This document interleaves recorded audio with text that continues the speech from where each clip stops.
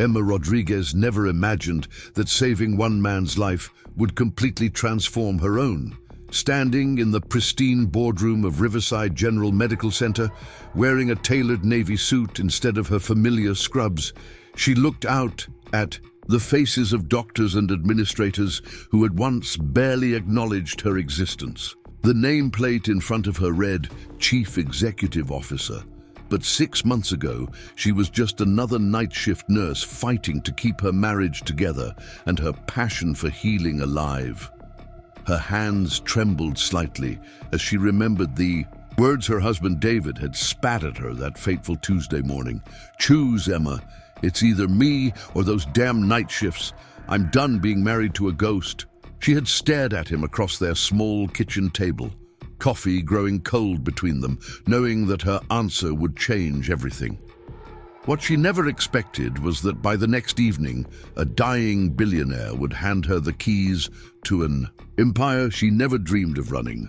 But we're getting ahead of ourselves. Before we jump back in, tell us where you're tuning in from. And if this story touches you, make sure you're subscribed, because tomorrow I've saved something extra special for you. Emma Rodriguez pushed through the revolving doors of Riverside General Medical Center at exactly 11:45 on a Tuesday night, the same time she'd been arriving for the past 4 years. The automatic motion felt as natural as breathing now. Badge scan, elevator to the 4th floor, quick stop at the nurse's station to grab her assignment sheet. The hospital's night shift existed in its own universe, a parallel world where time moved differently and the stakes felt both higher and more intimate than the chaos of daytime medicine. At 28, Emma had found her calling in these quiet corridors where the overhead pages were softer and the conversations with patients lasted longer. Night nursing wasn't just her job, it was her sanctuary. Here, in the dim glow of monitor, screens and the gentle hum of life support machines, she felt most like herself, most useful, most alive. Tonight felt different, though.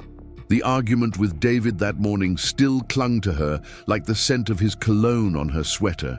His ultimatum echoed in her mind as she tied her dark hair back into the practical ponytail that had become her signature look.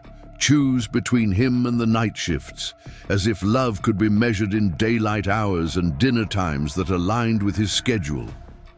She checked her reflection in the bathroom mirror before starting her rounds. Brown eyes that her mother always said held too much worry for someone so young stared back at her. Emma had inherited her grandmother's determination and her father's stubborn streak, traits that served her well in medicine but apparently made her a difficult wife. David wanted someone who would be home for dinner parties and weekend barbecues with his insurance company colleagues, someone who fit into his carefully planned vision of suburban success. The problem was that Emma had never wanted to fit into anyone else's vision. She wanted to save lives at 3 in the morning when the world felt small and manageable. She wanted to hold the hand of a scared patient whose family couldn't stay all night. She wanted to be the steady presence that stood between someone's darkest hour and the promise of dawn. Her assignment sheet tonight showed a typical mix: 2 post-surgical patients, 1 cardiac monitoring case, and a new admit in room 4B who had arrived just an hour before her shift began. Mrs. Dorothy Williams was back again, the 78-year-old diabetes patient who had become like a grandmother to half the night staff. Emma smiled despite her heavy mood. Mrs. Williams always had stories about her late husband's fishing adventures and a way of making even the worst nights feel manageable. The cardiac wing of Riverside General always felt different at night. During the day, it buzzed with the controlled chaos of a teaching hospital. Medical students trailing behind, attending physicians, families clustering around beds, the constant symphony of beeping monitors and urgent conversations.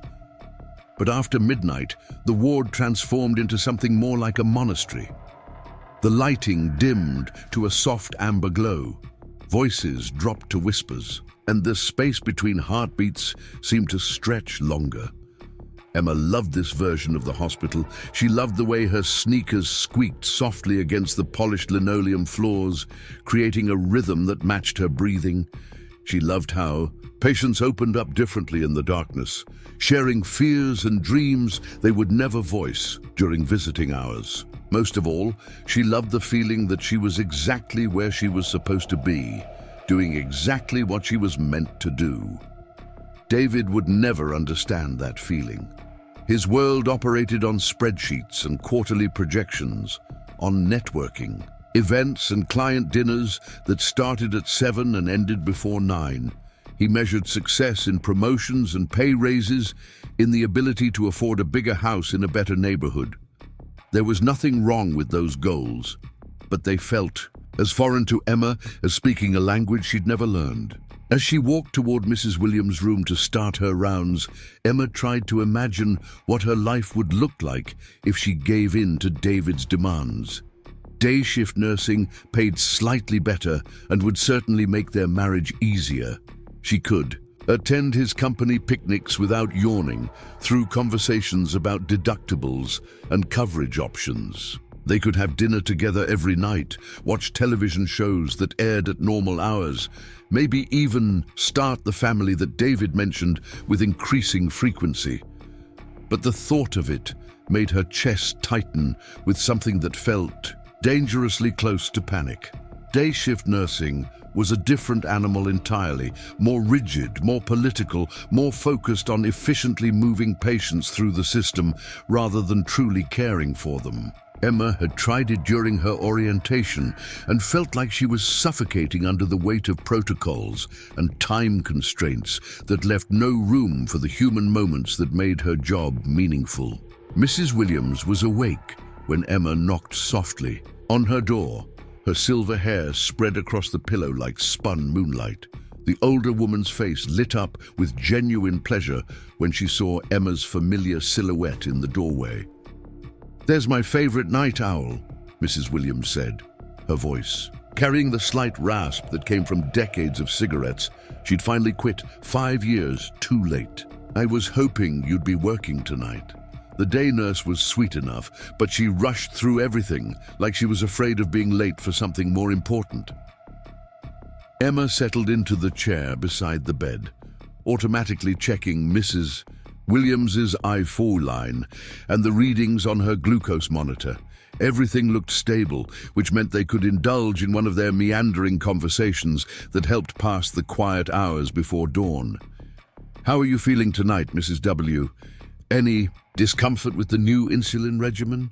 The older woman waved a dismissive hand that was still elegant, despite being marked with age spots and the small bruises that came from frequent blood draws. "Oh, the diabetes is behaving itself tonight, but I can tell something's weighing on. You, dear, you've got that look your grandmother probably had when she was wrestling with a big decision." Emma had learned not to be surprised by Mrs. Williams's uncanny ability to read the emotions of everyone around her. 4 decades of marriage to a man who dealt with his problems by going fishing had apparently given her a 6th sense about when someone needed to talk. "Just some things at home," Emma said, adjusting Mrs. Williams' blanket and avoiding eye contact. "Nothing that can't be worked out. Preparing and narrating this story took us a lot of time, so if you are enjoying it, subscribe to our channel. It means a lot to us. Now back to the story." "Husband troubles," Mrs. Williams said with the confidence of someone who had seen this story play out many times before. "Let me guess. He wants you to be something you're not, and you're starting to wonder if love means changing yourself to make someone else happy." The accuracy of the observation hit Emma like a physical blow. She had been careful not to discuss her personal life with patients, maintaining the professional boundaries that had been drilled into her during nursing school. But Mrs. Williams had a way of seeing through pretense that made those boundaries feel artificial and unnecessary. "It's more complicated than that," Emma said, though even as she spoke the words, she wondered if that was really true. Maybe it was exactly that simple, And she had been the one making it complicated by trying to find a compromise that didn't exist. Mrs. Williams reached over and patted Emma's hand with fingers that felt like tissue paper, but still carried surprising strength. "Honey, I've been married and widowed and lived long enough to see a lot of people make a lot of mistakes. The biggest one is thinking that love means making yourself smaller so someone else can feel bigger. Real love makes you more, yourself, not less." The wisdom in those words settled into Emma's chest like a warm stone, heavy and comforting at the same time. She thought about the version of herself that David seemed to want. Someone who would quit night shifts, take a predictable day job, and build a life around his schedule and his dreams. That woman might be easier to love, but she wouldn't be Emma. "Sometimes I think he fell in love with the idea of who I could become rather than who I actually am," Emma said, surprised by her own honesty. "And I'm starting to realize that I might have done the same thing," Mrs. Williams nodded knowingly. "That's the first step toward figuring out what comes next. The second step is being brave enough to honor what you discover." Their conversation was interrupted by the soft chime of Emma's pager, followed immediately by the more urgent sound of a code blue alarm echoing through the corridor. Emma was on her feet before the announcement finished, her training taking over as she moved toward the source of the emergency. Room 4B, the new admit whose chart she hadn't had time to review yet. The scene that greeted her was controlled chaos of the best kind. 2 other nurses were already working to stabilize the patient, while Dr. Martinez, the night attending, called out orders with calm precision. Emma slipped into her role seamlessly, anticipating needs and providing support with the kind of intuitive teamwork that only came from years of working together through crisis after crisis. The patient was a man in his early 50s, well-dressed even in his hospital gown, with silver-threaded dark hair and the kind of commanding presence that didn't disappear even when he was unconscious and connected to a ventilator. His chart identified him as James Mitchell, admitted with symptoms that suggested a massive heart attack. The preliminary notes indicated he had collapsed during a board meeting at his company and had been unconscious ever since. Emma found herself assigned to monitor his vitals while Dr. Martinez worked to stabilize his heart rhythm. As she watched the numbers on the screen, adjusting medication drips and ensuring his IV lines remained clear, she felt the familiar surge of purpose that came from being exactly where she was needed most. This was why she became a nurse. This was why the night shift called to her. In moments like these, the difference between life and death often came down to small actions, performed with absolute precision by people who cared enough to get them right. For the next 3 hours, Emma barely left James Mitchell's bedside. She monitored his responses to each medication adjustment, watched for subtle changes in his breathing patterns, and maintained the careful balance of interventions that were keeping him alive. Somewhere around 4 in the morning, when the hospital reached its quietest point and the rest of the world felt very far away, his eyes opened. The moment was startling in its sudden intimacy. One second, she was adjusting his blanket and checking his pulse, and the next, she was looking into gray eyes that held a mixture of confusion, fear, and something that might have been gratitude. He tried to speak around the breathing tube, then seemed to remember where he was and why. "You're safe," Emma said softly, moving closer so he could see her face clearly. "You're at Riverside General. You had a heart attack. But you're stable now. I'm Emma, your nurse. I'm going to take good care of you." Something in his expression shifted when she spoke. The fear receded slightly, replaced by a kind of focused attention that made Emma feel like he was really seeing her, not just the uniform or the professional role, but the person underneath. It was a look she rarely received from patients, and almost never from David. Over the next hour, as James Mitchell grew more alert and Dr. Martinez removed the breathing tube, Emma found herself drawn into conversations that went far beyond the usual nurse-patient interactions. James was clearly someone accustomed to being in control, but his brush with mortality had left him uncharacteristically vulnerable and reflective. "I don't remember much about what happened," he said when his voice returned, rough from the tube, but gaining strength. "Just that I was arguing with my CFO about quarterly projections, and then I woke up here." "How long was I out?" "About 8 hours," Emma replied, checking his latest blood pressure reading. "Your assistant said the paramedics got to you quickly, which probably saved your life. Do you remember having any chest pain or shortness of breath before you collapsed?" James thought for a moment, his brow furrowing with concentration. "I've been having some tightness for weeks, maybe months, but I kept thinking it was just stress from work. I run a technology company. We're in the middle of launching a new AI platform that could revolutionize healthcare delivery. I thought I was just pushing too hard." Emma nodded, making notes in his chart while maintaining the careful balance between professional distance and human connection that made her particularly good at her job. "Heart attacks often happen to people who think they're too busy to have them. The good news is that you responded well to treatment. Dr. Martinez will want to do some more tests later today, but your numbers are looking much better." "What time is it now?" James asked, glancing toward the window where the first hints of dawn were beginning to lighten the sky. "Almost 6. My shift ends at 7, but the day nurse who takes over is excellent. You'll be in good hands." Something flickered across James's face, an expression Emma couldn't quite read. "Will you be back tonight?" The question surprised her with its directness. Patients sometimes asked about schedules, but there was something different about the way James Mitchell asked, as if her answer mattered in a way that went beyond normal medical care. "I'm scheduled to work tonight, yes. But you'll probably be transferred to a regular room by then, maybe even discharged if your tests go well." James shook his head slowly. "I have a feeling I'm going to be here longer than that. And I'd like to request that you be assigned to my care, if possible. There's something about the way you work. You pay attention to details that other people miss. I notice things like that in business, and I imagine it matters even more in medicine." Emma felt a warm flush of recognition spread through her chest.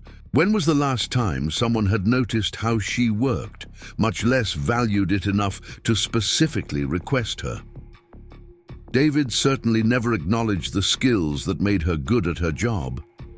If anything, he seemed to see her dedication to nursing as a character flaw rather than a strength. "I'll mention your preference to the charge nurse," Emma said, "but patient assignments depend on a lot of factors. I can't promise anything." "I understand, but I hope it works out. You have a gift for this work, I can tell. Don't let anyone convince you to waste that gift on something easier." The words hit Emma with unexpected force. She had been preparing to go home and continue the conversation with David that had been interrupted by work. The conversation where he would ask again if she had considered switching to day shift, if she had thought about taking the position at his company's wellness clinic that would pay more and require no nights or weekends. She had been preparing to maybe give in, to choose marriage over meaning and hope, that love would be enough to fill the gap. But James Mitchell's words reminded her of something she had been trying not to think about. She did have a gift for this work. She was exceptionally good at reading patients, at anticipating their needs, at providing the kind of care that went beyond medical protocols to touch something deeper and more healing. That gift wasn't something she could just transfer to a different setting or schedule. It was tied to who she was and how she moved through the world. As Emma finished her notes and prepared for shift change, she found herself thinking about Mrs. Williams' advice about love, making you more yourself. rather than less. Maybe the real question wasn't whether she should give up night shift nursing to save her marriage. Maybe the question was whether a marriage that required her to give up the best parts of herself was worth saving at all. The thought terrified and liberated her in equal measure. As she walked toward the elevator at the end of her shift, she realized that sometime during the night, while she was busy saving James Mitchell's life, he might have inadvertently helped save hers as well. The morning sun was already warm against her face as she pushed through the hospital's main entrance, but Emma barely noticed. Her mind was spinning with possibilities she hadn't allowed herself to consider before. What if David's ultimatum wasn't the crisis she had thought it was? What if it was actually an opportunity to choose the life she really wanted, instead of the compromise she had been settling for? She had 8 hours before her next shift began. 8 hours to decide who she wanted to be and what she was willing to fight for. As she drove home through the quiet streets of Millbrook, Emma Rodriguez began to suspect that her life was about to change in ways she couldn't yet imagine. And for the first time in months, that possibility didn't scare her. It excited her. The smell of burnt coffee and David's cologne greeted Emma as she pushed open the front door of their small house on Maple Street. The familiar scents should have been comforting after a long night at the hospital, but instead, they felt heavy with unspoken tension. David was sitting at their kitchen table, still in his navy suit from yesterday's client meetings, his laptop open to what looked like insurance claims reports. He didn't look up when she entered.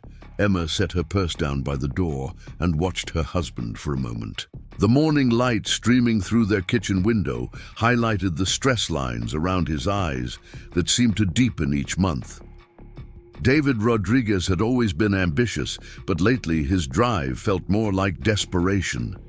The regional manager, position he'd been chasing for 2 years, remained just out of reach, and Emma suspected her unconventional schedule was becoming another obstacle in his carefully planned path to success.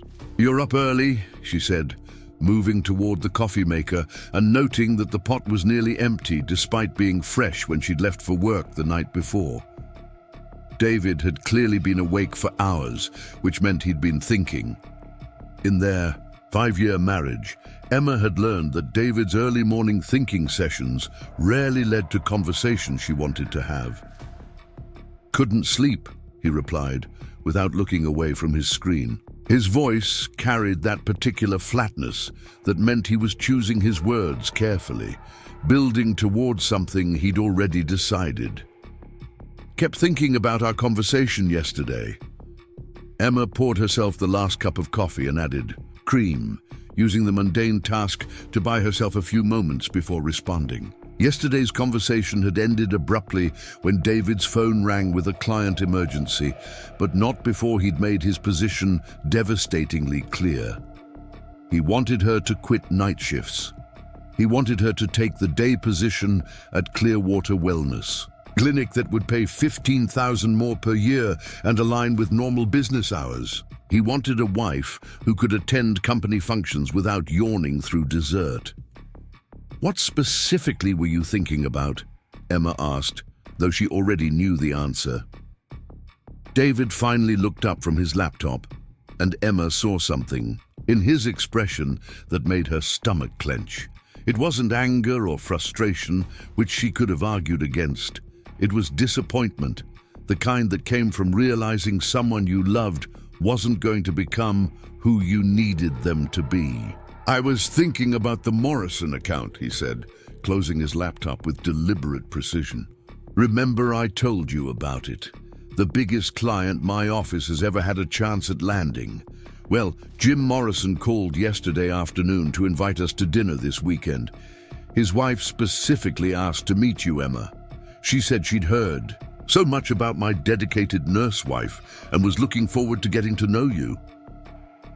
Emma felt a familiar weight settling in her chest. She had heard about the Morrison account for months, a manufacturing company with 300 employees that could single-handedly secure David's promotion to regional manager.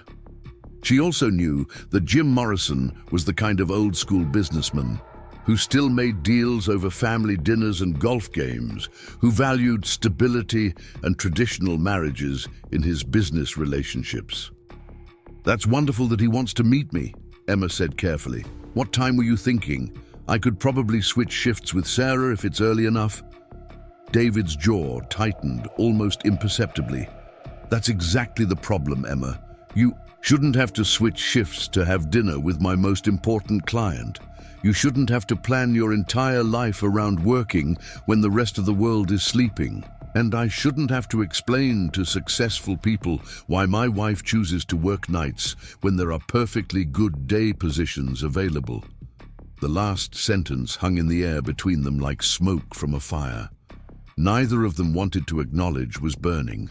Emma set down her coffee cup and studied her husband's face, searching for the man who had once told her that her dedication to helping people was one of the things he loved most about her. "Choose," Emma repeated, her voice quieter than she intended. "When did my career become a choice I'm making against you instead of something I'm good at?" David stood up from the table, his movements sharp with suppressed frustration. He walked to the window that overlooked their small backyard, where Emma's attempt at a vegetable garden was struggling to survive despite her irregular schedule for watering and weeding. "It became a choice when it started affecting everything else in our lives," he said, without turning around. "When we can't make plans with friends because you're either working or sleeping. When I have to go to company events alone because you're too tired from staying up all night. When I'm competing for a promotion that could change our entire future and I can't even count on my wife to be available for a simple dinner." Emma felt something sharp and cold spreading through her chest. "Is that what you think this is? That I'm choosing my job over supporting you? Aren't you?" David turned to face her, and Emma saw years of resentment in his eyes that she hadn't realized was building. The Clearwater position would pay more money, give you normal hours, and still let you help people. But you won't even consider it because you're attached to some romantic idea about being needed in the middle of the night. The dismissive way he said romantic idea made Emma's hands clench involuntarily. She thought about James Mitchell's words from just a few hours ago, that she had a gift for her work and shouldn't let anyone convince her to waste it. She thought about Mrs. Williams' observation that real love made you more yourself, not less. "It's not a romantic idea, David. It's my calling.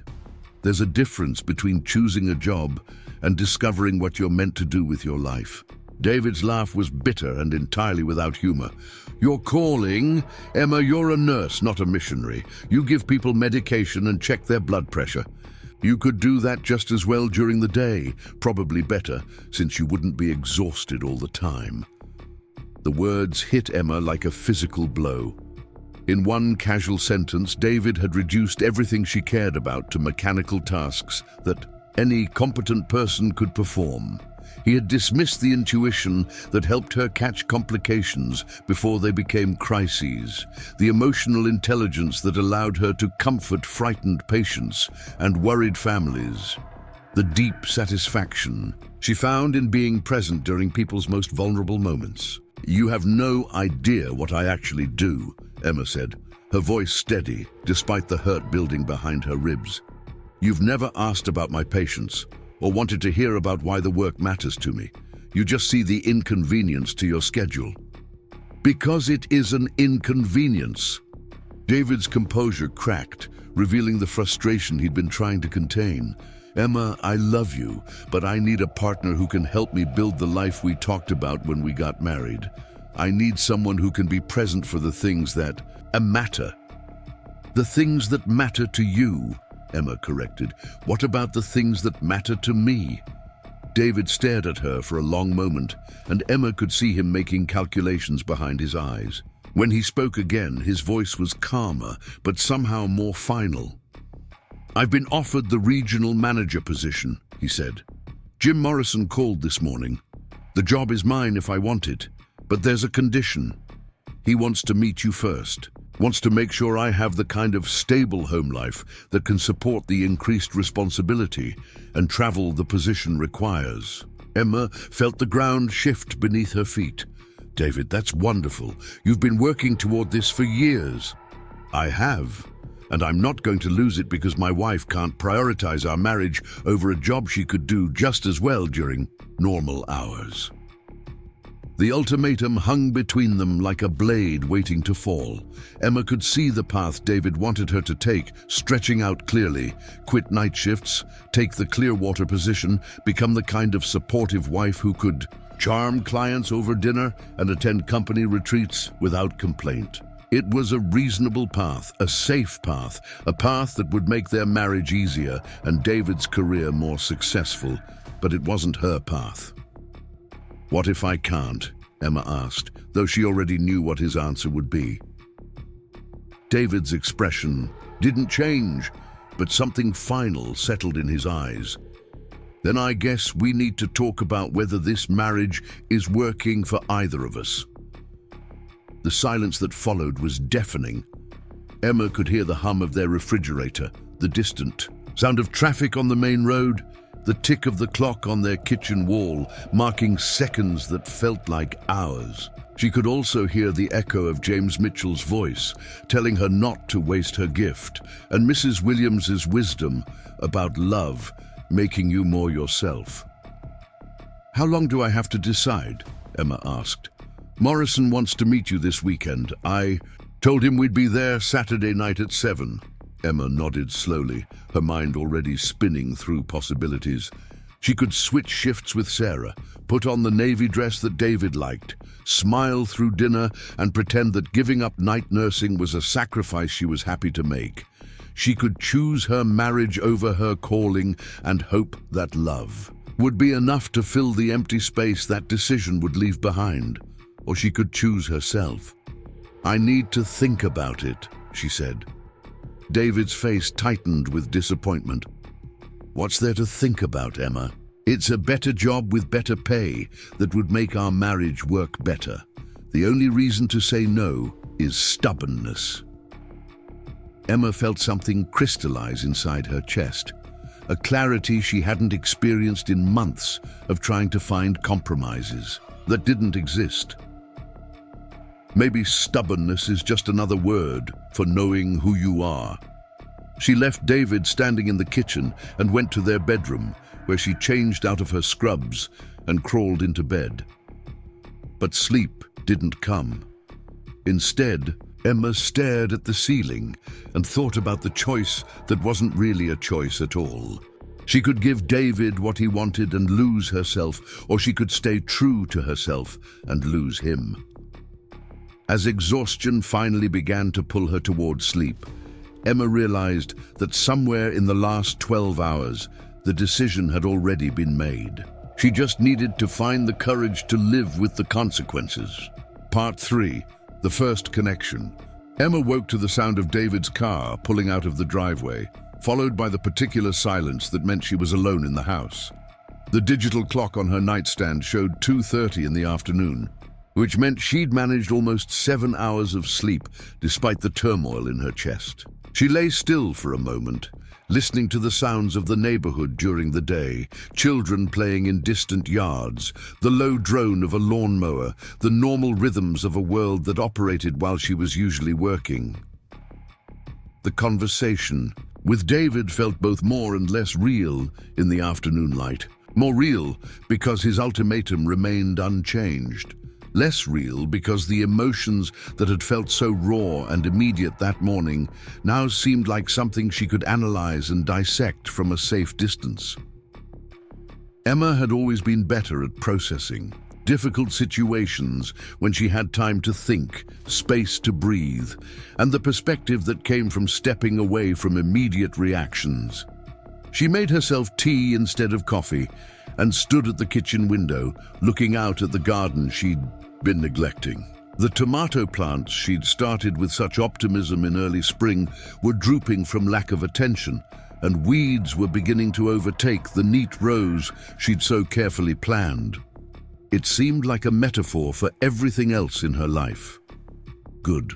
Intentions undermined by the practical impossibility of maintaining normal schedules and relationships while working nights. But as Emma studied the struggling plants, she realized that the garden wasn't entirely lost.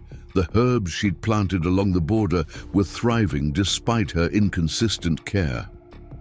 The basil was lush and fragrant, the rosemary had grown into a small bush, and the mint threatened to take over everything around it.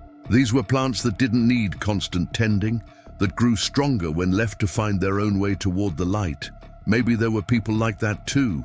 Maybe some relationships required constant maintenance and careful scheduling to survive, while others grew stronger in the spaces between attention, deepening through quality rather than quantity of time spent together.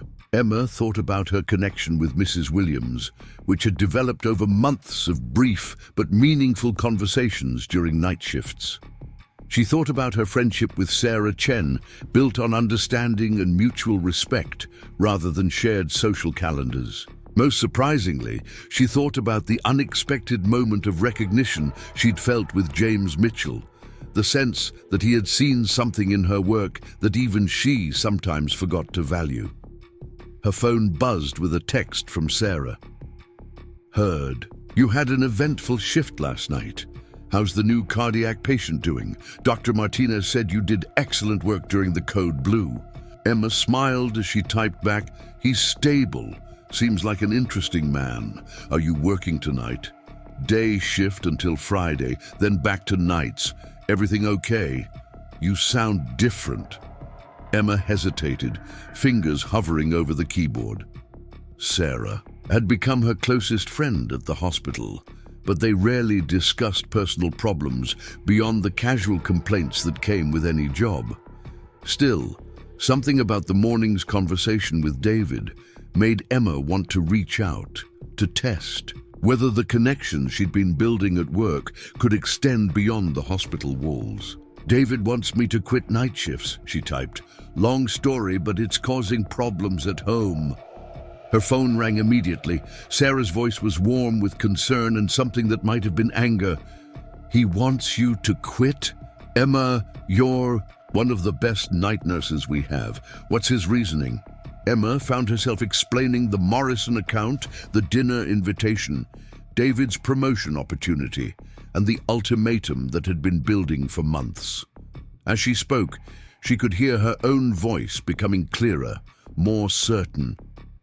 Telling the story to someone who understood her work helped her see how unreasonable David's demands actually were.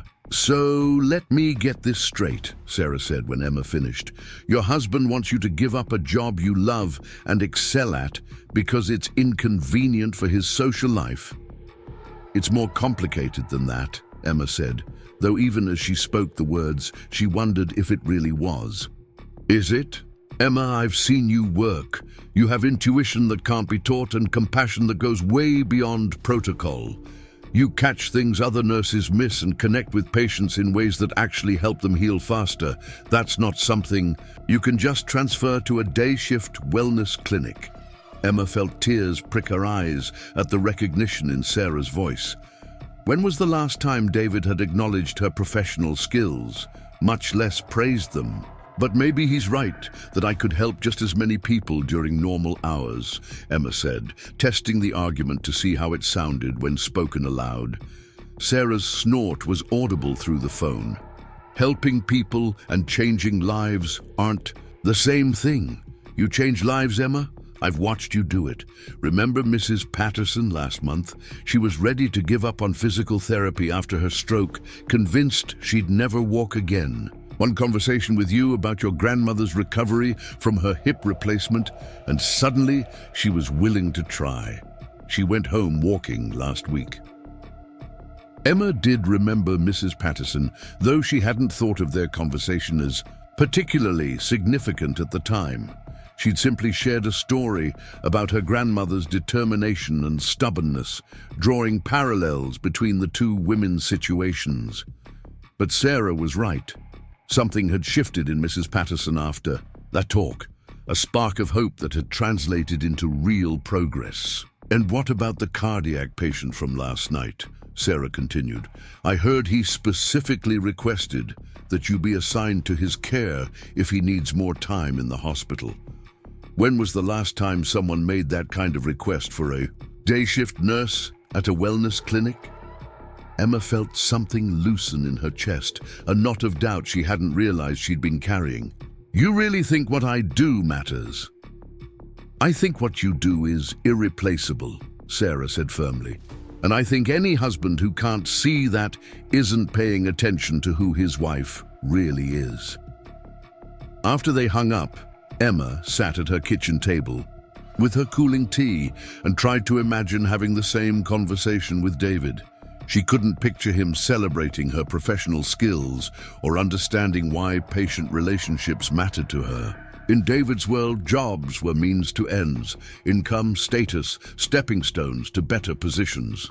The idea that work could be meaningful in itself, that it could be a calling rather than just a career, seemed foreign to everything he believed about success and security. The realization was both liberating and terrifying. If David couldn't understand the core of who she was as a professional, what did that say about their marriage? Had they ever really known each other, or had they each fallen in love with edited versions that emphasized compatibility while hiding fundamental differences? Emma's phone chimed with another text, this one from an unknown number. "Ms. Rodriguez, this is James Mitchell from Riverside General. I hope it's appropriate to contact you directly. I got your number from the nurses' station and wanted to thank you for the exceptional care you provided last night.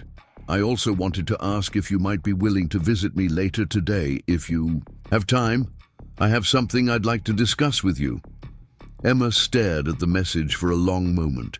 It was unusual for patients to contact nurses directly, but not unheard of, especially for patients who were staying in the hospital for extended periods. Still, something about the formal tone and the request for a personal meeting felt significant beyond normal patient gratitude. She found herself typing back, "I'm glad you're feeling better, Mr. Mitchell. I'll be coming in for my shift at 11:45 tonight, so I can stop by your room then if you'd like." His response came quickly. "Actually, I was hoping we could talk before your shift begins. Would you be available to meet me in the hospital cafeteria around 10:30? I promise not to take too much of your time." Emma hesitated. Meeting a patient outside of her official duties crossed into territory she'd never navigated before. But something about James Mitchell's request felt different from the occasional inappropriate attention she sometimes received from male patients. His message was respectful, formal, and genuinely seemed to be about something more substantial than personal interest. "I can be there at 10:30, she replied. "Thank you. I'll be at the corner table near the windows. And Ms. Rodriguez, what I want to discuss could be very important for your career. I hope you'll hear me out." Emma set down her phone and stared out at her struggling garden again. 24 hours ago, her biggest problem had been finding a compromise between her marriage and her work schedule. Now she was facing an ultimatum from her husband and a mysterious meeting with a patient who claimed to have something important to discuss about her career. She had the strange feeling that her carefully constructed life was about to change in ways she couldn't predict or control. The question was whether she was brave enough to let it happen. Part 4. Building Trust. The hospital cafeteria at 10:30. On a Wednesday evening existed in a strange temporal space between the dinner rush and the overnight shift change.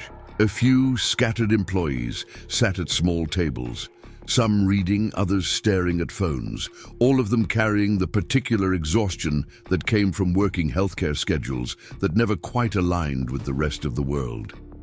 Emma spotted James Mitchell immediately. not because she recognized him from his hospital stay, but because he looked so distinctly out of place in his expensive casual clothes and focused attention.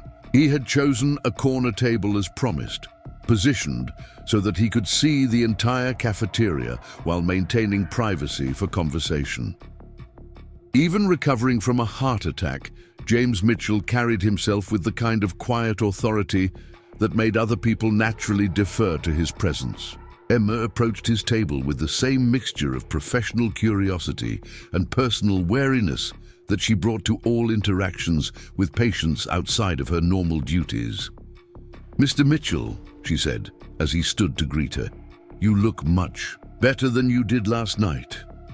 "I feel much better, thanks to you and the rest of the team," James replied, gesturing for her to sit across from him. "Please call me James, and thank you for agreeing to meet me. I know this is unusual." Emma settled into her chair and studied his face in the harsh fluorescent lighting of the cafeteria. James Mitchell looked like exactly what he was, a successful businessman in his early 50s who had built something significant from nothing and carried the confidence that came with that kind of achievement. But there was something else in his expression tonight, a vulnerability that heart attacks often left in their wake, the humbling recognition of mortality that changed how people saw their own lives. "I have to admit I'm curious," Emma said. "It's not often that patients ask to meet outside of their rooms." James smiled, and Emma caught a glimpse of the charm that had probably served him well in boardrooms and business negotiations. "I imagine most patients don't have what I want to discuss with you. Emma, may I call you Emma? I spent most of today thinking about our conversation last night, about what you said regarding gifts and not wasting them." Emma felt a small flutter of unease. She remembered the conversation, but it had felt natural and unguarded in the intimacy of a hospital room at 4 in the morning. In the bright reality of the cafeteria, she wondered if she had crossed professional boundaries by speaking so personally with a patient. "I hope I didn't say anything inappropriate," she began, but James waved away her concern. "Quite the opposite. You said exactly what I needed to hear at exactly the right moment. But more than that, I spent the day watching how different people interacted with me. Nurses, doctors, administrators, and thinking about what separates competent care from exceptional care." Emma waited for him to continue, unsure where the conversation was leading, but increasingly intrigued by his intensity. "I run a technology company called Novatech Industries," James said. "We develop software solutions for healthcare systems, everything from patient management platforms to AI-assisted diagnostic tools. It's been successful, very successful, but success in technology often comes from solving problems you understand intimately." "That makes sense," Emma said, though she still wasn't sure what this had to do with her. James leaned forward slightly, his grey eyes fixed on her face with the kind of attention that made Emma understand how he had built a company from nothing. "Here's what I observed during my stay at Riverside General. The hospital has excellent medical equipment, competent doctors, and adequate staffing. But the thing that made the difference between a clinical experience and actual healing was the quality of nursing care. Specifically, nurses like you who understand that medicine is fundamentally about human connection." Emma felt heat rise in her cheeks. "I just tried to do my job well." "No," James said firmly, "you do much more than that, and I think you know it. You read people in ways that go beyond medical training. You anticipate needs before they're expressed. You create an environment where healing happens faster because patients feel genuinely cared for rather than just managed." The recognition in his voice was so similar to what Sarah had said that afternoon that Emma felt something shift in her understanding of herself. Maybe what she did really was different from basic nursing competency. Maybe the intuition and emotional intelligence that felt natural to her were actually rare and valuable skills. "I appreciate that," she said carefully. "But I'm not sure what you're getting at." James pulled out his phone and showed her a news article with the headline, "Nova Tech Industries announces $50 million investment in healthcare innovation hub." Emma scanned the first few paragraphs, which described plans for a new facility that would combine technology development with direct patient care research. "We're building something that's never been tried before," James explained. "A place where technology developers work directly alongside healthcare providers to create solutions that actually improve patient outcomes rather than just increasing efficiency. But to make it work, we need medical professionals who understand both the human side of healthcare and the potential for technology to enhance rather than replace human connection." Emma looked up from the phone, beginning to understand where the conversation was heading. "You're looking for nurses." "I'm looking for a specific kind of nurse," James corrected.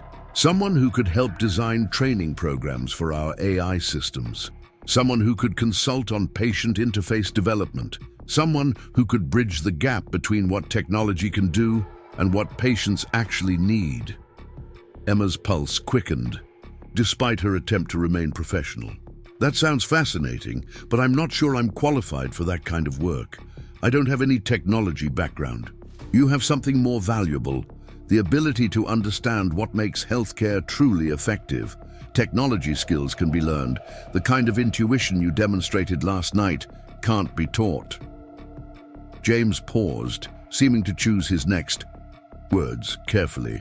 "I'm going to be direct, Emma, because I suspect you appreciate honesty. I want to offer you a position as our Director of Patient Experience Innovation. The salary would be significantly higher than what you're making now. The hours would be flexible, and you'd be helping to shape the future of healthcare delivery rather than just providing it." Emma felt the world shift around her, as if she had been standing on solid ground that had suddenly revealed itself to be a moving platform. "Director of Patient Experience Innovation," she repeated. "The position doesn't exist yet because I just created it. We'd build the role around your strengths and interests. You'd split your time between our development facility and various healthcare settings, helping our teams understand what patients really need and how to deliver it more effectively." Emma's mind raced through possibilities and complications. In equal measure, the offer was extraordinary, the kind of opportunity that most nurses could never imagine receiving. But it was also completely outside anything she had ever considered for her career path. "I don't understand why you'd offer something like this to someone you met 12 hours ago," she said. James's expression grew more serious. "Because 12 hours ago, I was dying, and you saved my life. Not just medically, though your clinical skills were impressive, but you made me feel like my survival mattered to you as a person, not just as a case to be managed.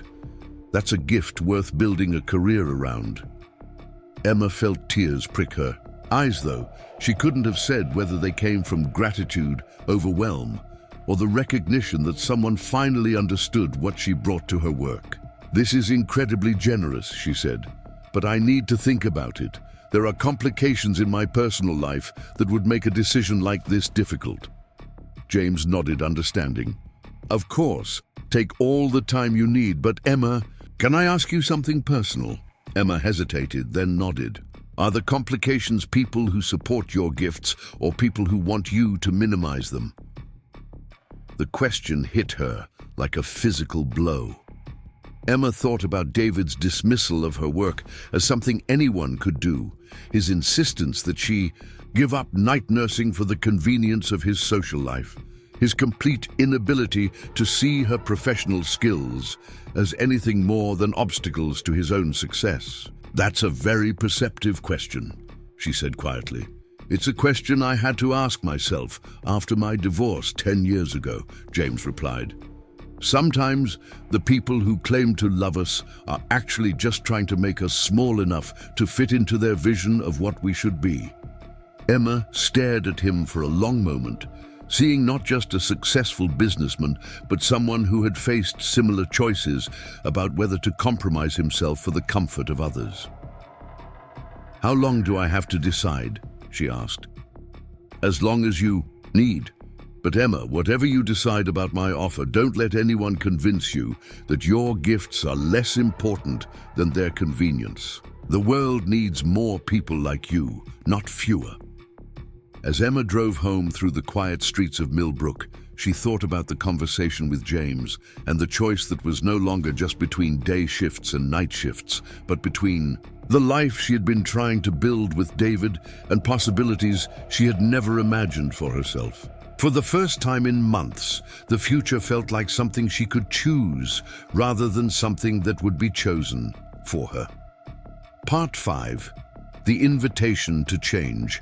Emma arrived at Riverside General 45 minutes early for her shift, partly because she wanted time to process her conversation with James Mitchell, and partly because she knew that going home would mean facing David and questions she wasn't ready to answer. She found herself walking the familiar corridors of the cardiac wing, taking comfort in the quiet efficiency of shift change preparations and the sense of purpose that always settled over her when she entered the hospital environment. The charge nurse station was buzzing with the controlled activity that marked the transition between day and night operations. Sarah Chen looked up from her handover notes as Emma approached, her expression immediately shifting to concern when she saw Emma's face. "You look like someone who's had a very interesting evening," Sarah said, setting down her pen and giving Emma her full attention. "Please tell me you didn't do anything dramatic like quit over the phone." Emma managed a laugh that felt only slightly forced. "Nothing that simple, but I did have a conversation that's making me question everything I thought I knew about my career possibilities." She found herself describing the meeting with James Mitchell, watching Sarah's eyes widen as she explained the offer to become Director of Patient Experience Innovation at Novatech Industries. Speaking the title aloud made it feel both more real and more impossible, like something that existed in a parallel universe where people like Emma Rodriguez were offered positions they had never dreamed of applying for. "He offered you what?" Sarah said when Emma finished. "Emma, do you have any idea how unprecedented this is? Directors of anything don't usually come from bedside nursing backgrounds." "That's exactly what I keep thinking," Emma replied. "What if I'm not qualified? What if he's making this offer because he's grateful for the medical care and hasn't really thought through what the position would require?" Sarah studied Emma's face with the same careful attention she brought to reading. "Patient monitors. Or what if you're more qualified than you realize, and he's smart enough to recognize potential that you've been trained not to see in yourself?" The observation hit Emma with uncomfortable accuracy. She had spent her entire nursing career being told that her role was to follow protocols, implement physician orders, and provide competent care within clearly defined boundaries. The idea that her intuition and patient connection skills might be valuable enough to build an entire position around felt foreign to everything she had been taught about professional hierarchies in healthcare. "Even if I am qualified," Emma said, "taking a position like this would mean completely changing my life. New career path, new skills to learn, probably different hours and responsibilities. David is already upset about my current job affecting our relationship." Sarah's expression grew carefully neutral in the way that meant she was editing her immediate response. "How does David feel about the possibility of you advancing in your career?" Emma realized she had no idea how to answer that question. David supported her career in abstract terms. He was proud to tell people his wife was a nurse and certainly appreciated the financial contribution her salary made to their household. But he had never shown interest in her professional development. beyond hoping she would find positions that were more convenient for his schedule. "I honestly don't know," Emma admitted. "We've never really talked about my long-term career goals. He sees nursing as a stable job rather than something I might want to grow within." "And how do you see it?" Emma was quiet for a moment, thinking about all the conversations with patients that had stayed with her long after her shifts ended. All the small moments when she had helped someone feel less afraid or more hopeful. All the times she had caught complications early enough to make real differences in outcomes. "I think I see it as something I'm good at that I want to get even better at," she said slowly. "But I never imagined there were opportunities like this one.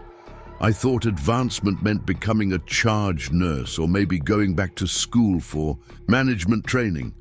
Sarah nodded knowingly. "That's because most of us never get exposed to possibilities outside traditional healthcare hierarchies. But Emma, you have skills that translate far beyond bedside nursing. You read people better than most therapists I know. You anticipate needs in ways that could revolutionize patient care protocols. You create environments where healing happens faster." The phrase echoed what James Mitchell had said, and Emma felt something shift in her understanding of her own value. Maybe what felt natural to her really was exceptional. Maybe the intuition that helped her connect with patients like Mrs. Williams and James Mitchell was actually a professional asset rather than just a personal trait. "The timing is complicated, though," Emma said. "David is up for a major promotion. That depends partly on me being able to attend client dinners and social functions. If I take a completely new position with unpredictable hours and responsibilities, it could hurt his chances." Sarah was quiet for a long moment, clearly weighing how honest to be. "Emma, can I ask you something that might be uncomfortable?" Emma nodded, though she suspected she knew what was coming. "When you think about your ideal future, does it include David's promotion being more important than your own professional development?" The question hung in the air between them, like a medical diagnosis that changed everything once it was spoken aloud. Emma realized that she had been so focused on trying to make her marriage work that she had never seriously considered what she wanted her life to look like independent of David's ambitions. "I want David to be successful," she said carefully, "but I also want to matter in my own right. Those things don't have to be mutually exclusive unless someone is making them that way." Before Emma could respond, her pager chimed with the distinctive tone that meant she was needed immediately. She hurried toward the source of the alert, grateful for the interruption, but carrying Sarah's words with her like a weight in her chest. The emergency was Mrs. Williams, who had taken a fall in her room while trying to reach the bathroom independently. By the time Emma arrived, Dr. Martinez was already examining her for injuries while Mrs. Williams apologized repeatedly for causing trouble. Emma moved automatically into her role, checking vitals and ensuring Mrs. Williams was comfortable while the doctor ordered x-rays to rule out fractures. "I'm fine, dear," Mrs. Williams insisted as Emma adjusted her position in bed. "Just embarrassed. I know better than to try walking without calling for help." "Falls happen," Emma said gently. "That's why we have protocols for getting help. I'm just glad you're not seriously hurt." As Dr. Martinez left to review the x-ray results, Mrs. Williams caught Emma's hand with fingers that felt more fragile than usual. "You look troubled tonight, Emma. More than just worried about an old lady's tumble." Emma found herself explaining the job offer, watching Mrs. Williams' expression grow increasingly thoughtful as she described the possibilities and complications involved in such a dramatic career change. "So this man wants to create a position specifically for you," Mrs. Williams said when Emma finished. "He wants to build something around your strengths rather than expecting you to fit into an existing mold. It sounds too good to be true when you put it that way." Mrs. Williams smiled with the kind of knowing warmth that came from 8 decades of watching people make choices that shaped their lives. Sometimes the things that sound too good to be true are just opportunities we haven't learned to believe we deserve. But what about David? What about my marriage? Mrs. Williams was quiet for a moment, studying Emma's face with the careful attention she had always brought to important conversations. Emma, when I married my Harold 60 years ago, I thought love meant making myself smaller so he could feel bigger.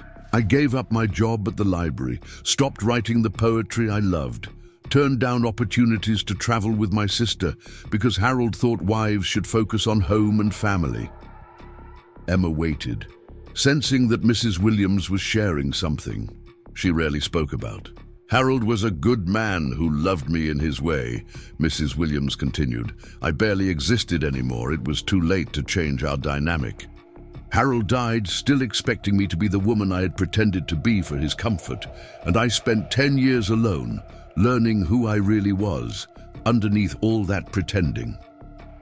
Emma felt a chill run down her spine as Mrs. Williams' words sank in. The older woman's eyes held a sadness that spoke of decades of regret for chances not taken and dreams deferred too long. I don't want you to make the same mistake I did, Mrs. Williams continued, her grip on Emma's hand tightening slightly. Real love doesn't ask you to shrink. It asks you to grow into the fullest version of yourself. If David can't celebrate this opportunity with you, then maybe he's not the partner you need for the life you're meant to live. Before Emma could respond, Dr. Martinez returned with the X-ray results. Mrs. Williams had escaped serious injury, but the fall had been a warning about her increasing frailty. As Emma helped settle her patient for the night, she found herself thinking about the parallel between Mrs. Williams's physical decline and the way her own spirit had been gradually diminishing under the weight of David's expectations. The rest of Emma's shift passed in a blur of routine tasks that felt anything but routine. Every patient interaction reminded her of the skills James Mitchell had recognized, the way she could read unspoken fears in a teenager's eyes, the instinct that told her when someone's pain was emotional rather than physical, the ability to create moments of genuine connection that helped healing happen faster. These weren't basic nursing competencies. They were gifts, just as James had said. By the time dawn began to filter through the hospital windows, Emma had made her decision. She would call James Mitchell and accept his offer. She would also go home and tell David about the opportunity, giving him the chance to surprise her with support and enthusiasm for her advancement. Maybe Mrs. Williams was wrong about David. Maybe he would see this as a chance for both of them to build better lives. But as Emma drove through the morning streets of Millbrook, she suspected that Mrs. Williams understood human nature better than she wanted to admit. David was in the shower when Emma arrived home, which gave her a few minutes to prepare for what she suspected would be a difficult conversation. She made coffee and sat at their kitchen table, rehearsing different ways to explain James Mitchell's offer and her decision to accept it. Every version sounded either defensive or apologetic, as if she were asking permission to advance her own career. David emerged from the bathroom dressed in his best suit, the charcoal grey one he wore for important client meetings. He moved through their morning routine with the focused efficiency of someone who had planned his day carefully and didn't want interruptions. Emma watched him adjust his tie in the hallway mirror and felt a strange sense of disconnection, as if she were observing a stranger who happened to share her living space. "You're up early," he said, noticing her sitting at the table with her. "Coffee. Good shift?" "Interesting shift," Emma replied. "David, I need to tell you about something that happened last night. Something that could change our situation significantly." David paused in his morning preparations, his expression shifting to the careful neutrality he used when he sensed potential conflict. "What kind of change?" Emma took a deep breath and launched into her explanation of James Mitchell's offer, watching David's face for reactions as she described the position, the salary increase, and the opportunity to help shape the future of healthcare technology. She tried to present it as good news for both of them. More money, prestigious work, the kind of advancement that could benefit David's career as well as her own. David listened without interrupting, but Emma could see tension building in his jaw and around his eyes. When she finished, he was quiet for a long moment, processing what she had told him. "So, this patient offered you a job," he said finally. "A patient you met yesterday. A successful businessman who recognized skills in my work that could translate to a completely different kind of position," Emma corrected. "This isn't about personal connections, David. It's about professional opportunities." David walked to the coffee maker and poured himself a cup, taking time to add cream and sugar with deliberate precision. Emma recognized the stalling tactic. He was buying time to formulate his response carefully. "Emma, this sounds like a fantasy," he said, without turning around.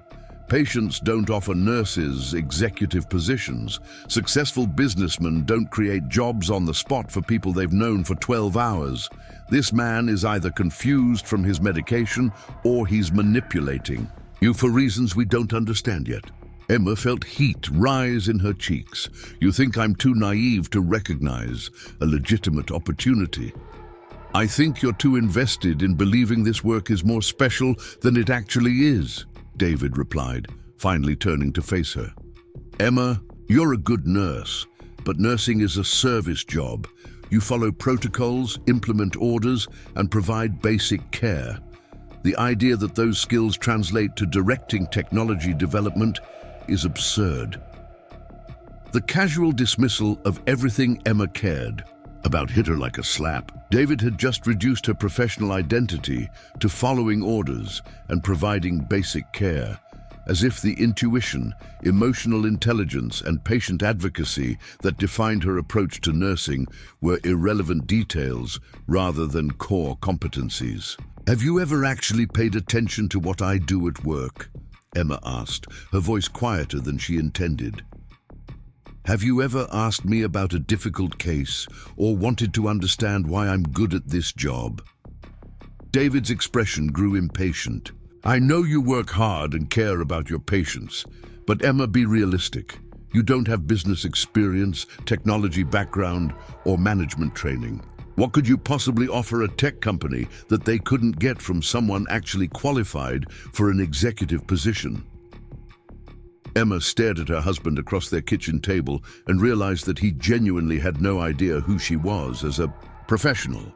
In 5 years of marriage, David had never once asked her about the specific skills that made her effective at work, never showed interest in the patient relationships that sustained her through difficult shifts, never acknowledged that her approach to nursing might be different from or better than anyone else's. "The salary would be almost double what I make now," she said, trying a different approach. "That could help with your promotion, give us more financial flexibility."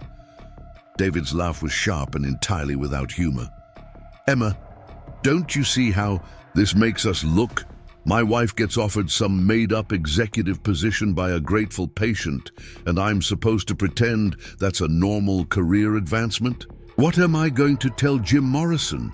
That my wife is now more successful than I am because she was nice to someone in the hospital?"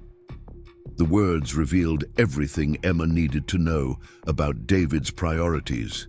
He wasn't concerned about whether the opportunity was good for her career or their financial situation. He was worried about how her success would reflect on his image, particularly with the client whose approval could determine his own promotion. "So you want me to turn down a significant advancement because it might make you look bad?" Emma asked. "I want you to be realistic about what this actually is," David replied. "Emma, you're talking about leaving a stable job with good benefits to chase some fantasy position that probably doesn't even exist in any meaningful way. We're at a crucial point in our lives. I'm about to get the promotion I've been working toward for years. We could finally afford the house we want, start the family we've talked about. Why would you risk all of that for something so uncertain? Emma felt something crystallize in her chest, a clarity that cut through months of confusion and self-doubt. David wasn't asking her to be realistic. He was asking her to be small. He was asking her to prioritize his vision of their future over her own professional development, his comfort over her growth, his success over her potential. "What if it's not uncertain?" she asked. "What if this is exactly the kind of opportunity I've been unconsciously preparing for my entire career?" David set down his coffee cup with enough force to make Emma flinch. "Then you've been preparing for the wrong career. Emma, I need a wife who can support my ambitions, not someone chasing impossible dreams that make both of us look foolish." The words hung between them like a verdict. Emma realized that David had just articulated the fundamental problem with their marriage. He needed a wife who would make his life easier, while she needed a partner who would help her life become bigger. "What if I take the position anyway?" Emma asked. David's expression grew cold in a way she had never seen before. "Then you'll be taking it as a single woman." "Emma, I'm not going to build my life around someone who can't prioritize our marriage over every interesting opportunity that comes along." Emma nodded slowly, surprised by how calm she felt in the face of what was essentially the end of her marriage. "Then I guess we both know where we stand." She left David standing in their kitchen and went to their bedroom, where she pulled out the small suitcase she used for weekend trips. As she packed enough clothes for a few days, she could hear David moving around the house with the sharp, deliberate sounds of someone trying to control his anger.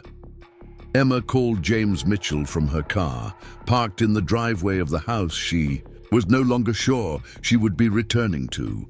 When he answered, his voice was warm with genuine pleasure at hearing from her. "Emma, I'm glad you called. Have you had time to think about our conversation?" "I have," she replied, watching David's silhouette move past their kitchen window, "and I'd like to accept your offer." "When would you like me to start?" James was quiet for a moment, and Emma suspected he was reading between the lines of her response. "Are you sure this is what you want? I know there were complications you needed to consider." Emma thought about Mrs. Williams's regret for dreams deferred too long, about Sarah's recognition of her professional value, about David's inability to see her as anything more than a service provider whose schedule inconvenienced his social life. "I'm sure," she said, "this is exactly what I want." "Then welcome to Novatech Industries, Director Rodriguez. I think you're going to change everything." As Emma drove away from Maple Street, she caught sight of David watching her leave through their front window. For a moment, she felt a stab of grief for the life they had tried to build together, for the compromise that had proven impossible, for the love that hadn't been strong enough to survive her growth.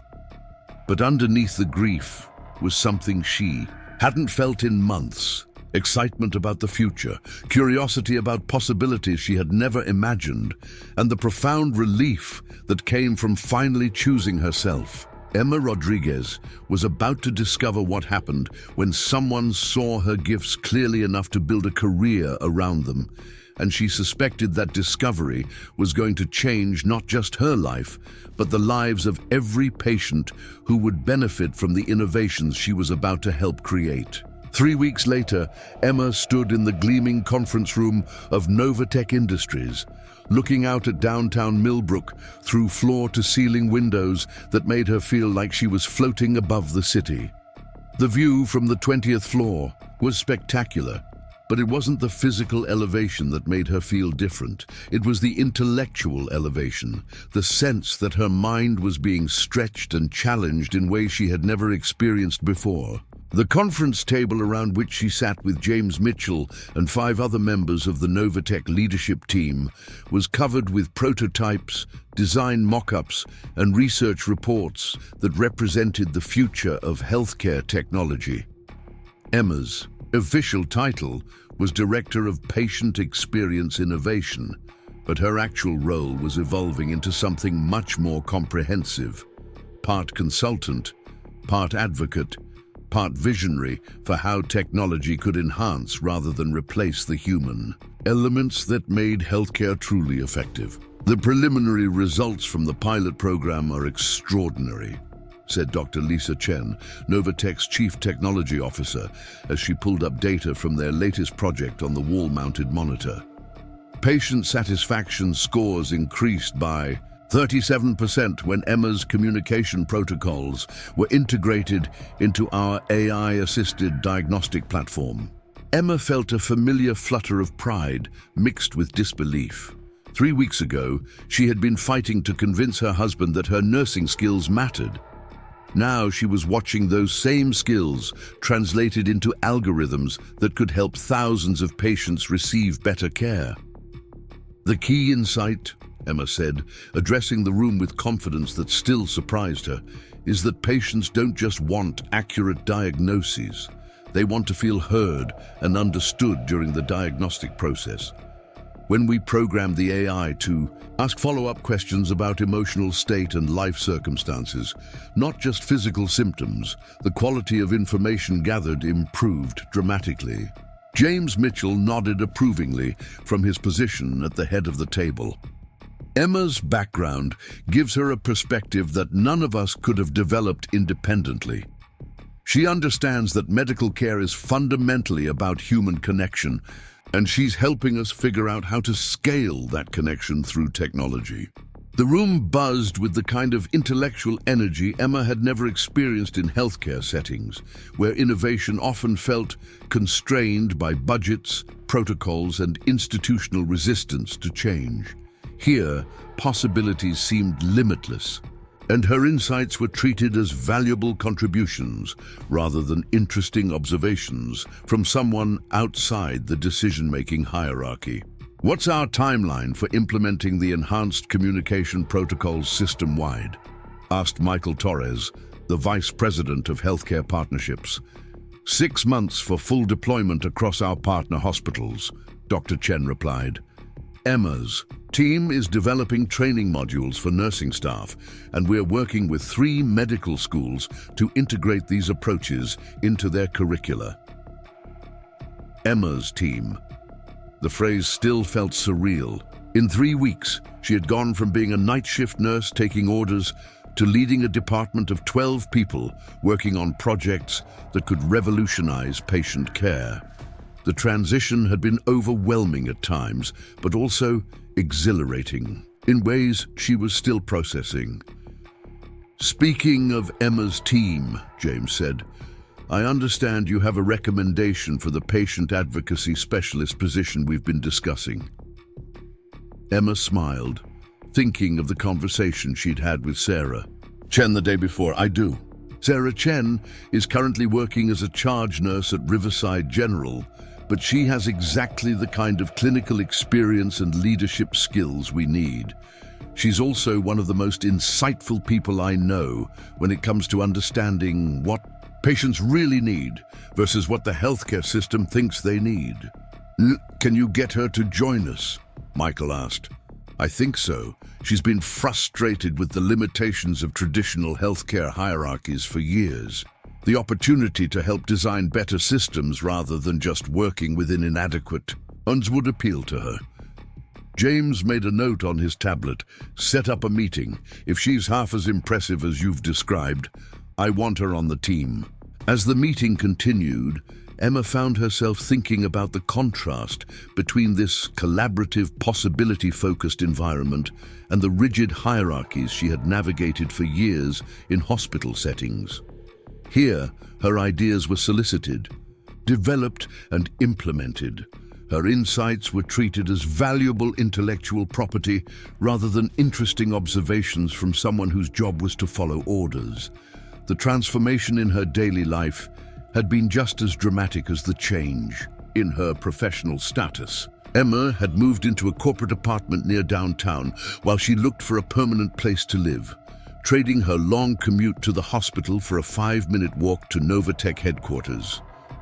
Her days now began with strategy meetings and ended with research reviews, punctuated by site visits to partner hospitals where she observed current practices and identified opportunities for improvement. But perhaps the most significant change was in how she felt about herself and her future. For the first time in years, Emma woke up each morning excited about the work ahead of her, energized by challenges that pushed her to grow intellectually and professionally. She was learning about artificial intelligence, healthcare economics, and organizational psychology, while applying insights from years of bedside nursing to problems she had never imagined she was qualified to solve. The meeting concluded with assignments for the next phase of their patient communication enhancement project. Emma gathered her materials and was preparing to leave when James asked her to stay behind for a private conversation. "How are you settling in?" he asked when the room had cleared. "I know the learning curve has been steep." "It's been incredible," Emma replied honestly. "Challenging in ways I didn't expect, but incredible. I feel like I'm using parts of my brain that have been dormant for years." James smiled. "That's exactly what I hoped you'd say. Emma, I want to discuss something with you that's probably premature, but I believe in planning for success rather than reacting to it." Emma waited, curious about where the conversation was heading. "Novatech is expanding faster than we anticipated. The healthcare industry is hungry for the kind of human-centered technology solutions we're developing, largely because of the insights you've brought to our work. I'm considering opening a second facility focused specifically on patient experience, research and development." Emma felt her pulse quicken. "That sounds amazing. I want you to lead it," James said simply, "not as a director reporting to someone else, but as the chief executive officer of a subsidiary company focused entirely on your area of expertise."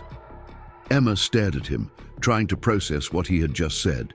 "CEO, James, I've been here 3 weeks. I don't have business management experience. You have something more valuable, a clear vision for how healthcare should work and the ability to translate that vision into practical solutions. Management skills can be learned. Vision can't be taught." Emma thought about the conversation with David just 3 weeks earlier, when he had dismissed her nursing skills as basic care provision and insisted that she couldn't possibly offer anything valuable to a technology company. Now she was being offered the opportunity to run her own company based entirely on those same skills. "What would this subsidiary focus on?" she asked. "Everything related to patient experience, communication protocols, environmental design, staff training, care coordination, family support systems. All the human elements that make medical treatment effective but are often overlooked in favor of purely clinical interventions." Emma could see the possibilities unfolding in her mind. "We could work with hospitals to redesign patient rooms based on what actually promotes healing. We could develop training programs for healthcare workers that focus on emotional intelligence and communication skills. We could create technology solutions that enhance human connection rather than replacing it." "Exactly. Emma, you've identified needs in healthcare that most people in the industry can't even see because they're too close to current systems. You have the opportunity to build something entirely new." Emma was quiet for a moment, thinking about the trajectory her life had taken in such a short time. 3 weeks ago, she had been fighting to save a marriage that required her to minimize her professional ambitions.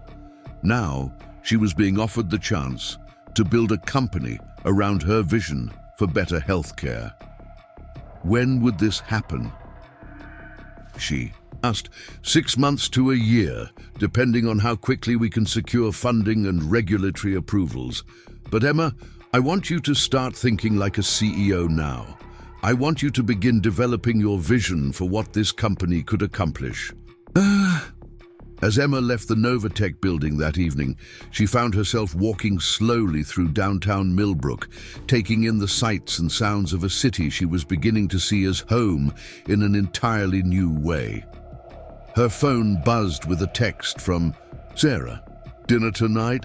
I want to hear about your mysterious new life." Emma smiled and typed back, "Definitely. I have something exciting to discuss with you."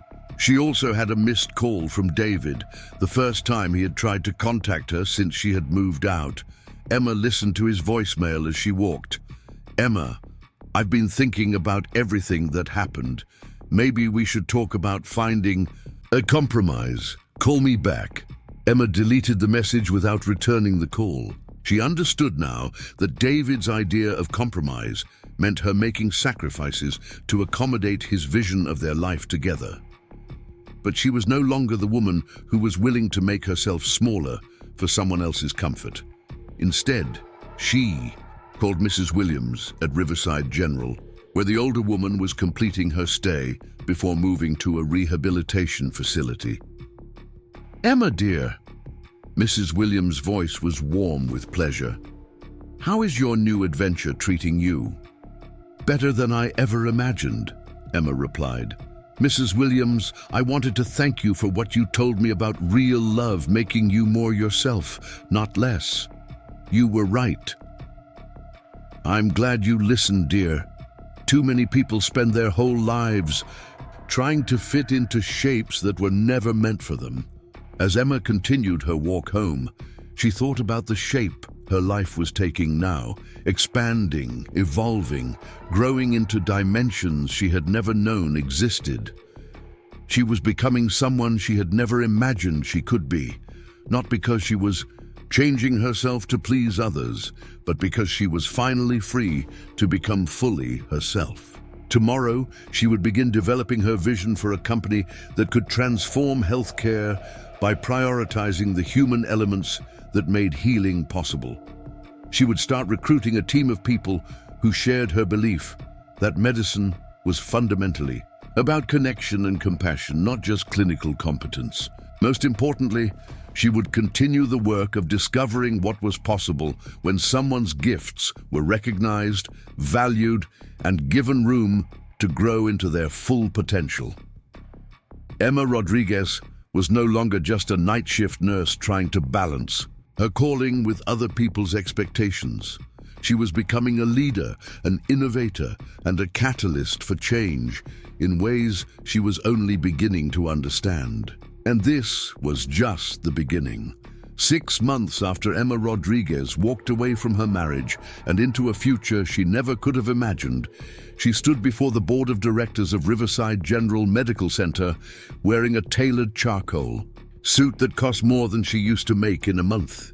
The irony was not lost on her that she was returning to the hospital where her transformation began, but this time as the CEO of Compassionate Care Innovations, the subsidiary company James Mitchell had helped her build from a vision into a thriving enterprise that was revolutionizing how healthcare institutions approached patient experience.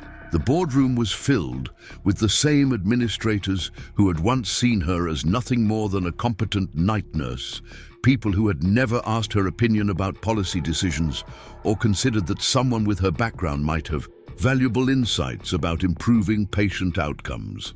Now they were listening intently as she presented research data that could fundamentally change how their hospital operated, and the respect in their expressions was both gratifying and slightly surreal. "The results from our pilot program speak for themselves," Emma said, clicking to the next slide in her presentation.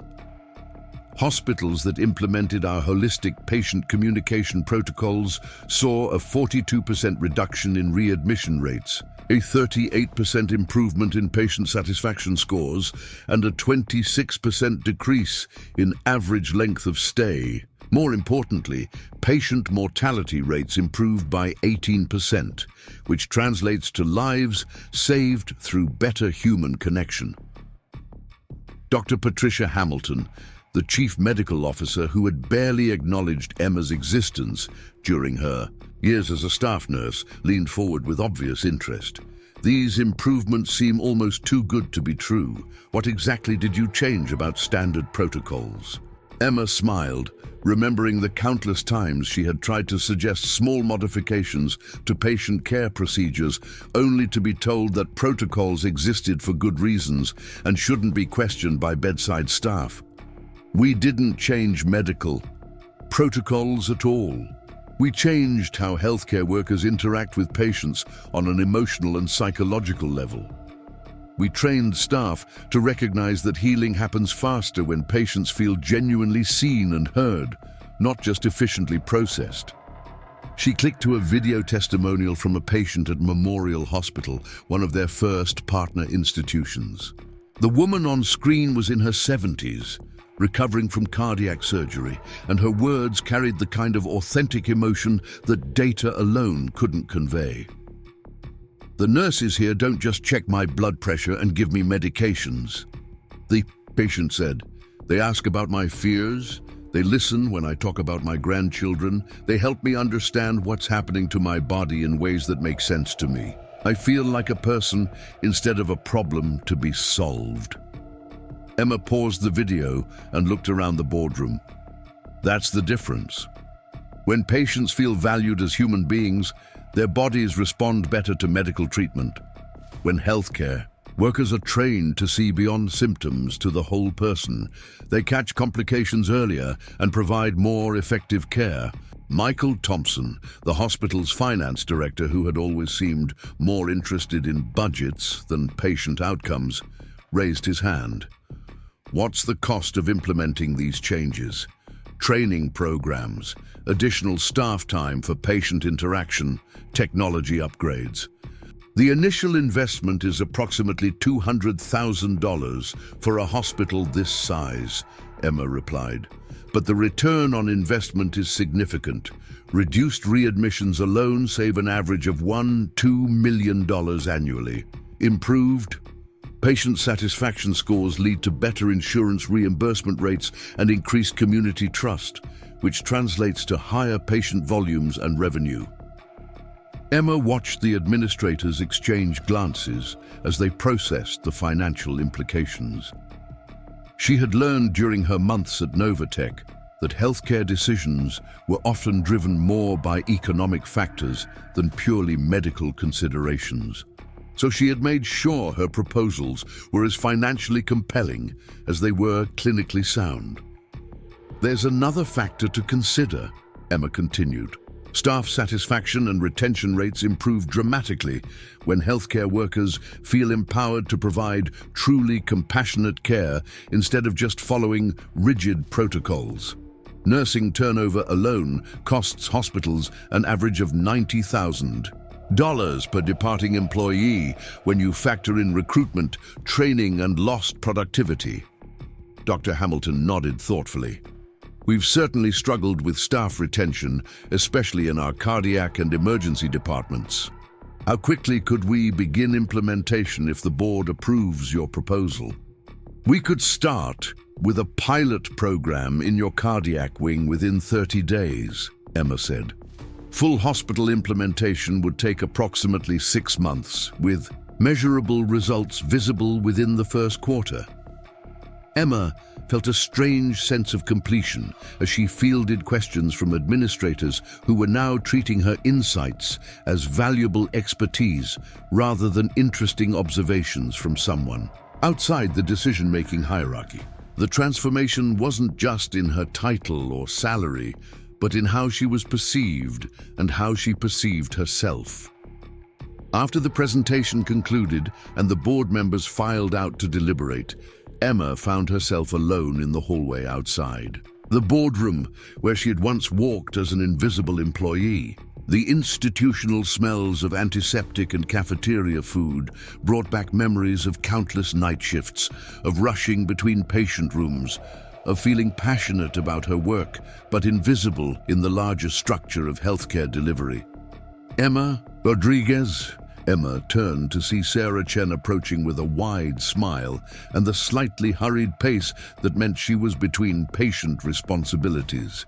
Sarah looked exactly the same as she had 6 months ago, but Emma was struck by how different she felt seeing her former colleague and closest friend at the hospital. "Sarah, I was hoping I'd run into you during my visit."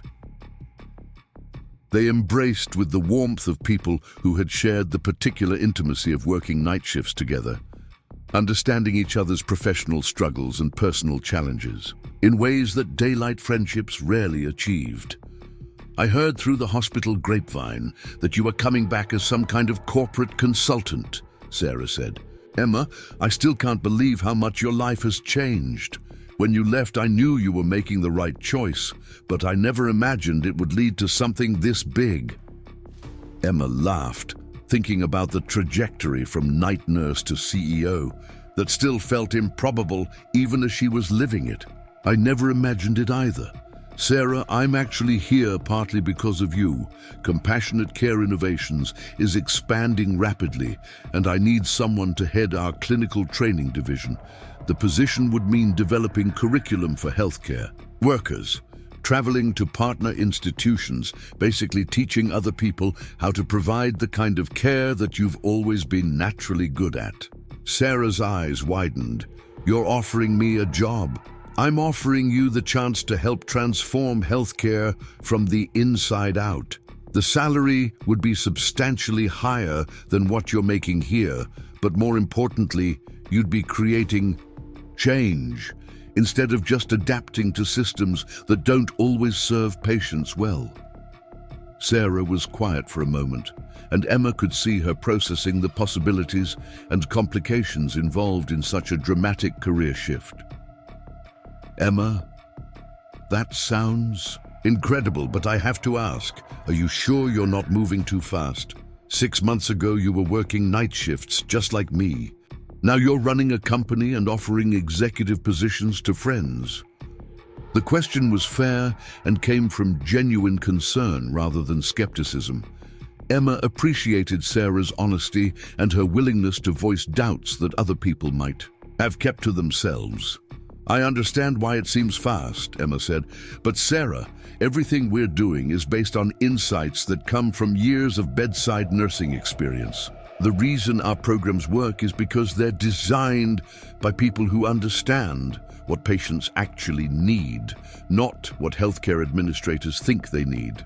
You have skills and knowledge that are desperately needed in healthcare leadership, but nobody's ever told you that those skills are valuable enough to build a career around." Sarah smiled with the recognition that comes from feeling truly seen. "You sound like someone who's discovered something about herself that she didn't know was there." "That's exactly what happened, and I want to help other people make the same discovery." They were interrupted by the sound of Emma's name being called from down the hallway. Both women turned to see Mrs. Dorothy Williams approaching slowly with a walker, moving with the careful deliberation of someone still recovering from her recent hospitalization, but determined to maintain her independence. "Mrs. Williams." Emma hurried toward the older woman, her professional instincts immediately assessing her patient's mobility and general condition. "What are you doing here? I thought you were supposed to be at the rehabilitation center for another 2 weeks." Mrs. Williams' eyes sparkled with the mischief that had made her Emma's favorite patient during all those night shifts. "I may have convinced my doctors that I was ready for outpatient physical therapy sooner than they initially planned. I heard through the hospital gossip network that a certain former night nurse was returning as some kind of important executive, and I wanted to see this transformation for myself." Emma felt tears prick her eyes as she looked at the woman whose wisdom about love making you more yourself rather than less had given her the courage to choose her own path over David's convenience. "Mrs. Williams, you look wonderful. How are you feeling?" "I'm feeling proud of a young woman who had the courage to take her own advice about not wasting gifts," Mrs. Williams replied. Emma, dear, I've been following your story through the nurses who still keep in touch with me. What you've accomplished sounds extraordinary. Emma helped Mrs. Williams settle into a chair in the nearby family waiting area, with Sarah joining them in what felt like an impromptu reunion of people who had connected through the particular intimacy of healthcare relationships. "I wanted to thank you," Emma said to Mrs. Williams. "The conversation we had that night about Harold and the choices you made in your marriage, it changed everything for me. You helped me understand that I couldn't make myself smaller to save a relationship that was asking me to be less than who I really was." Mrs. Williams patted Emma's hand with fingers that felt stronger than they had 6 months ago. "I'm glad my mistakes could help you avoid making the same ones. But Emma, what you've built since then is all your own doing. Nobody could have given you the vision and determination to create what you've created." Sarah looked between the two women with curiosity. "What exactly have you created? I know the basics about your company, but I'd love to hear the bigger picture."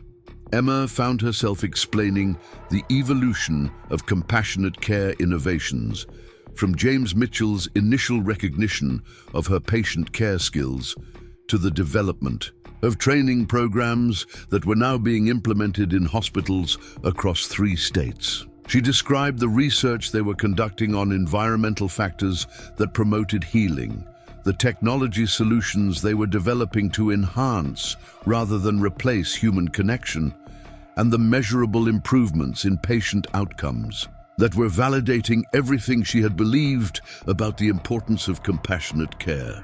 But the most rewarding part, Emma concluded, is seeing healthcare workers discover that their instincts about what patients need are actually valuable expertise that can shape policy and practice. We're proving that the people who provide direct patient care have insights that are essential for improving healthcare delivery. Mrs. Williams nodded approvingly. "You're giving voice to people who have been seeing problems and solutions that nobody in authority positions wanted to hear about."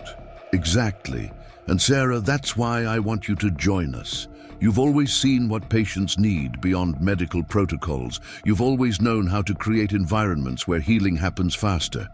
Those insights are exactly what we need to develop training programs that can transform how healthcare workers approach their jobs."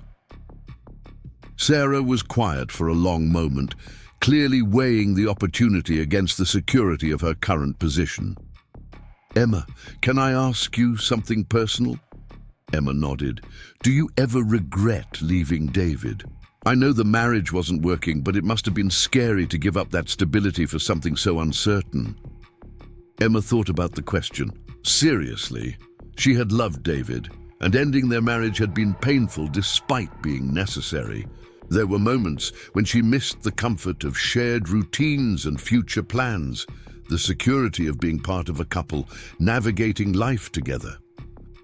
"I regret that we couldn't find a way to grow together instead of growing apart," Emma said finally. "But I don't regret choosing to become who I was meant to be instead of who he needed me to be." The uncertainty was terrifying at first, but it was also liberating in ways I hadn't expected. Mrs. Williams smiled with satisfaction. "That's the difference between settling for safe and choosing to be brave. Safety feels comfortable until you realize it's actually limiting everything you could become." Emma's phone buzzed with a text from James Mitchell. "Board meeting concluded. Riverside General has approved full implementation. Congratulations, CEO Rodriguez. You're about to change a lot of lives." Emma shared the news with Sarah and Mrs. Williams, feeling a surge of excitement and responsibility in equal measure. Riverside General would become the flagship institution for demonstrating how patient experience innovations could transform healthcare outcomes, and she would be leading the implementation in the same hospital where she had once felt invisible and undervalued. "Sarah, this could be the perfect opportunity for you to transition into a leadership role," Emma said. You already know the staff, the culture, the challenges. You could help design training programs that actually work in real hospital environments instead of theoretical academic settings. Sarah's expression shifted as the possibilities became more concrete. Emma, if I do this, if I take this leap with you, what happens if it doesn't work out? What if I discover I'm not cut out for corporate leadership? Emma understood the fear behind the question. Taking risks with career changes was always daunting, but it was especially scary for people who had built their professional identities around stable, predictable roles. Then you'll have learned something valuable about yourself and gained experience that will make you better at whatever you do next, Emma replied. But Sarah, I've watched you work for years. You have leadership instincts and patient advocacy skills that are exactly what healthcare needs more of. The risk isn't that you'll fail, it's that you'll succeed beyond what you currently think is possible for yourself.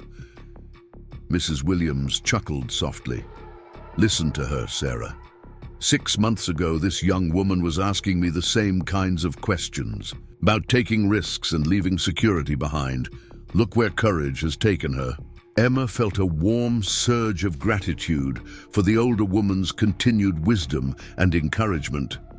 Mrs. Williams had become more than a former patient. She was a mentor who had helped Emma understand that real love and authentic relationships supported growth rather than limiting it. You know what convinced me to take the leap, Emma said to Sarah. It wasn't the promise of success or financial security. It was the realization that I could either spend my life wondering what might have been possible, or I could find out what was actually possible by being brave enough to try. Sarah looked around the hospital hallway where they were sitting, taking in the familiar sights and sounds of an environment that had shaped her professional identity for years. Emma could see her weighing the comfort of known routines against the excitement of unknown possibilities. If I say yes, Sarah said. Slowly, when would you need me to start? Emma smiled, recognizing the shift in Sarah's question from whether to when. We could work out a transition timeline that gives you time to finish current projects and train your replacement. Maybe 6 weeks. And I would be developing training programs for nurses and other healthcare workers. You'd be creating the future of healthcare education. Sarah, imagine being able to teach nursing students not just clinical skills, but how to recognize and respond to the emotional and psychological needs that affect healing. Imagine developing protocols that empower healthcare workers to trust their instincts about patient care instead of just following rigid procedures. Sarah's eyes lit up with the kind of excitement that comes from recognizing work that aligns with deeply held values. Emma, that sounds like everything I've always wished I could do in healthcare, but never thought was possible. It's possible now because we're creating the possibility. Sarah, 6 months ago, I thought nursing advancement meant becoming a charge nurse or going back to school for hospital administration. I never imagined there were opportunities to reshape healthcare from a completely different angle. Mrs. Williams struggled to her feet, signaling that her energy was waning and she needed to return to her physical therapy appointment. Emma and Sarah both stood to help her, but she waved them off with the independence that had characterized her approach to recovery. Before I go, Mrs. Williams said, I want to tell you both something I've learned from watching this transformation unfold. The world needs more people who are brave enough to believe that their work can matter in bigger ways than they originally thought possible. Emma, you've become that kind of person. Sarah, you have the chance to become that kind of person, too. She looked directly at Sarah with the intensity that came from 8 decades of observing human nature. Don't let fear of the unknown keep you from discovering what you're truly capable of accomplishing. After Mrs. Williams left for her appointment, Emma and Sarah sat in comfortable silence for a few minutes, processing the conversation and the decision that was taking shape between them. "Emma," Sarah said finally, "I want to accept your offer. Not because I'm not scared, but because I'm more excited than scared, and that seems like a good sign." Emma felt a rush of joy and relief. Having Sarah join Compassionate Care Innovations would mean having someone she trusted completely to help develop the clinical training programs that were central to their mission. More than that, it would mean sharing this journey with someone who understood where she had come from and could appreciate how far they had both traveled. "Sarah, you're going to be incredible at this, and we're going to change healthcare in ways that actually help the patients and families who need it most." As they walked through the hospital corridors together, Emma reflected on the circular nature of her journey. She had left Riverside General as a night nurse who felt undervalued and unsupported, and she was returning as a CEO with the power to implement the changes she had always believed were necessary. The institution that had once seemed indifferent to her insights was now investing significant resources in implementing her vision for better patient care. But the most meaningful change wasn't in her title or salary, or the respect she now commanded. In professional settings, the most meaningful change was in her understanding of her own value, her belief in her ability to create positive change, and her willingness to take risks in service of becoming the person she was meant to be. 6 months ago, Emma Rodriguez had been a talented night nurse trapped in a marriage that required her to minimize her professional ambitions. Today, she was the CEO of a company that was transforming healthcare by recognizing and developing the kind of compassionate care skills she had always possessed, but had never been encouraged to see as leadership qualities. As she drove away from Riverside General for the second time in her life, Emma thought about the conversation with David that had started this entire transformation. He had wanted her to choose between her calling and their marriage, convinced that her dedication. Tonight, nursing was an obstacle to the life they could build together. He had been right about one thing: her choice had changed everything. But instead of limiting her possibilities, choosing her calling had opened doors she never knew existed and led her to discover capabilities she never knew she possessed. Emma Rodriguez had learned that sometimes the most important gift you can give yourself is the courage to become who you really are, even when other people prefer the smaller version of yourself that fits more conveniently into their plans.